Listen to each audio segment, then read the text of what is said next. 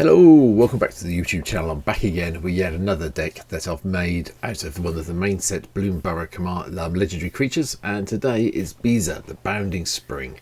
2 and double white for a 4/5 elemental elk. And when Beza the Bounding Spring enters, because Wizards couldn't fit any more text on this card, create a treasure token if an opponent controls more lands than you. Gain 4 life if someone's got more life than you. Gain 2 fish creature tokens if someone controls more creatures than we do. And then draw a card if an opponent has more cards in hand than we do.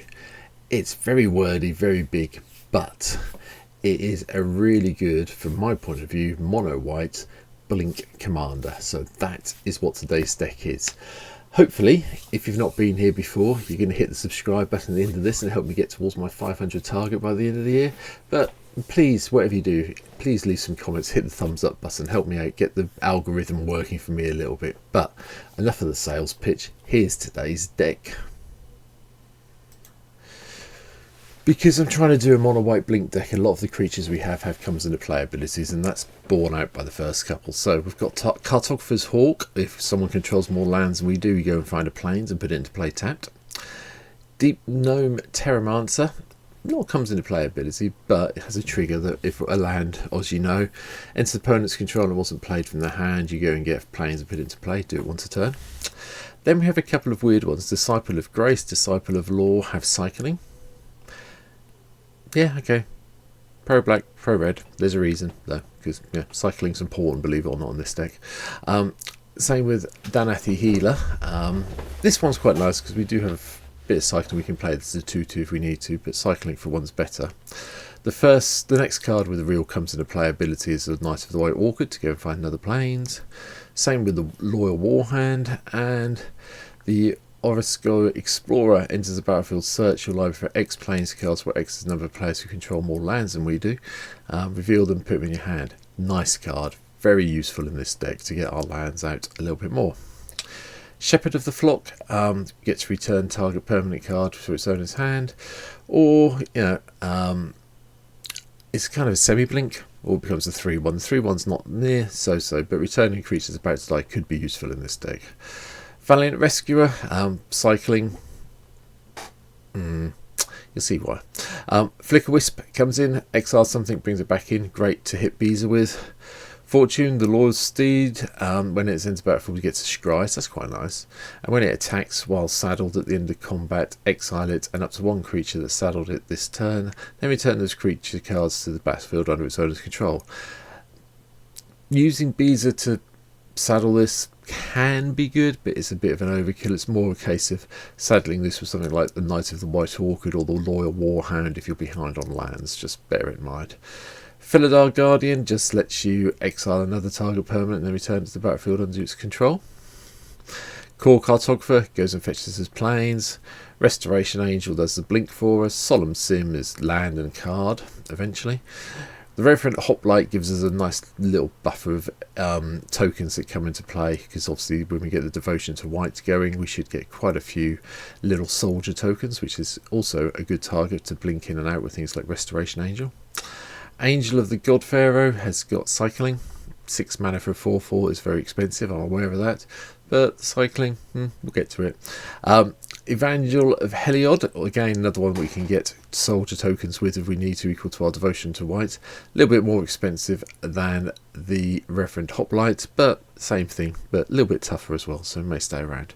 Sun Herald, just so we can bring things back from the graveyard that have been killed off. If you look at that, it's everything from sports like creature-wise, everything from Fortune, Lord's Steed, all the way back to Cartographer's Hawk.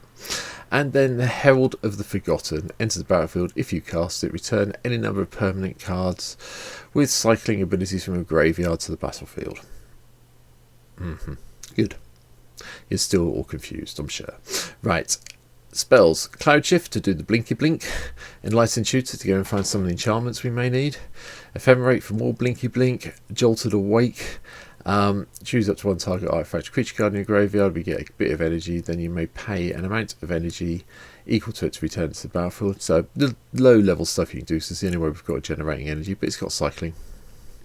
Lay Down Arms, just exile the creature with mana value less than or equal to the number of planes we control.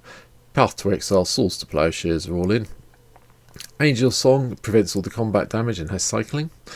Dawn's Truce is just the new one from Bloomburrow. Gives everything we control hexproof, and if a gift was promised, they also get indestructible. So that's really useful if someone tries to do Day of Judgment, Wrath of God, something, so on and so forth. Otherworldly Journey does the blinky bit. Acrobatic Maneuver does the blinky bit. Another Round lets you do lots of blinking. Exile a number of creatures you control, then return them to the battlefield under owner's control. Then repeat this process X more times. Yeah, okay then. So you could do this sort of like, if you can get this up to sort of like, so 5 lets you do it 5 lets you do it once, 7 lets you do it twice, which can be quite easy to achieve with this deck, believe it or not. Eerie Interlude lets you do the whole exile everything and bring more back. Forsaken the Worldly, double purpose, exile target artifact enchantment is actually quite useful in Commander, as we all know, and it also has cycling too. Ghost Away, exile all our creatures and return them. Radiance Judgment, destroy target creature with power 4 or greater, again useful in Commander and has cycling too. Scroll Shift, exile one of our creatures, Blinky Blinky. Teferi's Protection keeps us all going by protecting us all for one turn. Semester's End lets you do the whole let's exile everything and return them, but this one's slightly better because they all come back in, the creatures with the +1/+1 counter on them, so that's really helpful. Just don't do it with the tokens, they go. Righteous Confluence, choose 3. You may choose the same mode more than once. A couple of Knights with Vigilance is good, but exiling target enchantments is brilliant, or 15 life is even better sometimes with this deck, so bear it in mind.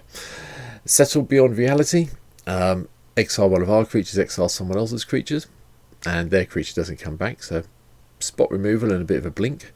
Starfall Invocation comes in from Bloomburrow as well. I quite like this new version of Wrath. Destroy all creatures. If the gift was promised, return a creature card put in your graveyard this way to the battlefield under your control. Definitely has its upsides. And Chroma's Vengeance, just blow everything up, but cycling 3. Artifacts, Jeweled Lotus, Mox Tantalite, Soul Talisman, because we're going to have to go heavy with the ramp. Soul Ring, Arcane Signet are here. As you can see, we've got Elixir of Immortality as well to shuffle everything back in if it goes pear-shaped. Clayfired Bricks I've actually started to enjoy playing in white decks. When it enters battlefield, we get to get a basic Plains card, put it in our hand, gain a couple of life. And then if we can basically craft it with exile another artifact we control, we get to transform it and get the wonderful Cosium Kiln, and enter the battlefield. We get 2 1/1 colours golem gnome artifact creature tokens, and all our creatures get +1/+1. But it's really good just to go and get the 2 life in the land, to be honest, most of the time. Fluctuators here to make our cycling cheaper. Marble Diamond for a bit more ramp. Pearl Medallion classes as ramp, as you know from my point of view. Thought Vessel means our hand side is maximised all the time. Sword of Hearth and Home lets us do the exiling bit and go and find a land that we may need. Pro white, pro green in a mono white deck seems a bit weird, I must admit, but you know, get the combat damage in, exile a creature we control, and then get our basic land, so can't complain.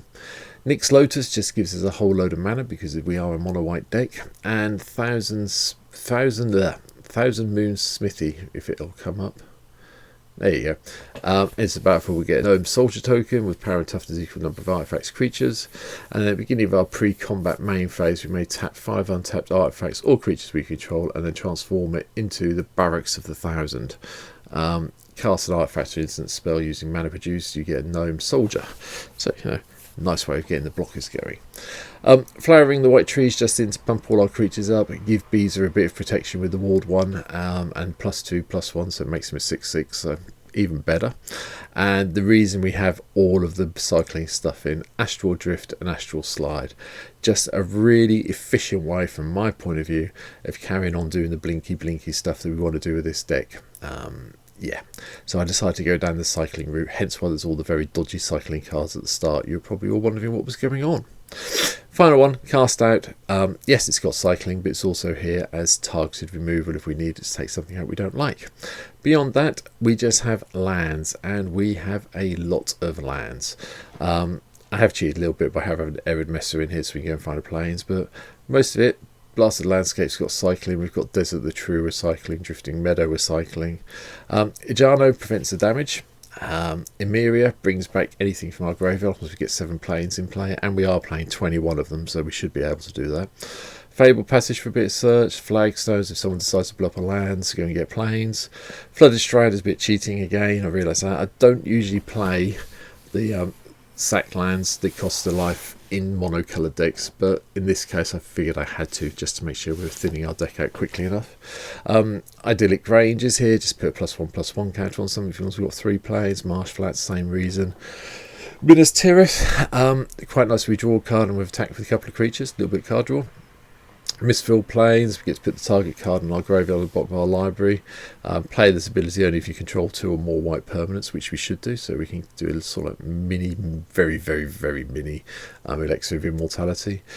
Because Secluded Step Cycled, Windswept Heath cheats the planes into play, and because we are playing mono, Nykthos Shrine of Nyx is here as it should be. And that's it for today for Beza, the Bounding Spring. I hope you've enjoyed it. Like I said yesterday, it would be a mono deck. It is going to be Beza. I think Beza's fun. Come and see me tonight. There's a link down below to Twitch. I'll be streaming around about 7:30 UK time, all things being equal, so you can come and see me play this then.